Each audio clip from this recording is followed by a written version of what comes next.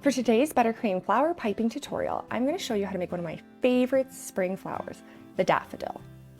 You will need a number 104 tip with medium consistency yellow buttercream and a number 1 tip with medium consistency white. Let's get started.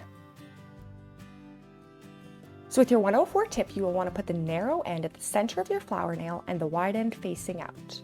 To pipe your petals, you will need to apply pressure, pull up in an arching motion, and then rock back down towards the center while slightly turning your flower nail. So we'll apply pressure, bring it up in an arch, and rock back down to the center while turning our flower nail. That's how we're going to create these nice petals.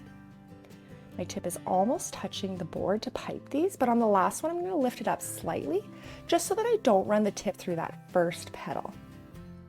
Now we can come in with our number 1, and any round tip would work for this as well. We're just going to pipe a small mound in the center, and on top of that we're going to start piping some nice long stamen for the center of our flower. Now we're going to switch to our number 104 tip, and this time we're going to have the narrow end facing up.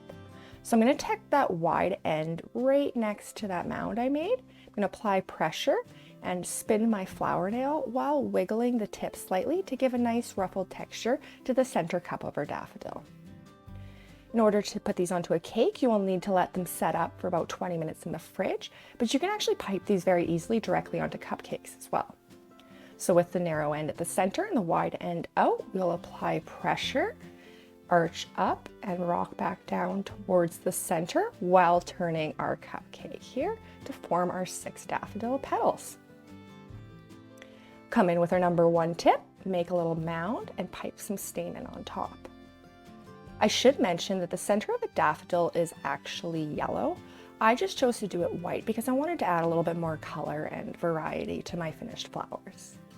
So now I'll come in with my number 104 tip here, narrow end up, and I'm going to apply pressure while wiggling it slightly and turn my cupcake to get that nice cup.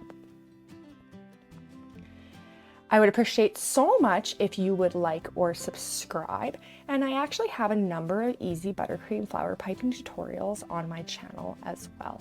I will link a couple of them here at the end, but if this is something that you enjoy, I would definitely recommend checking them all out.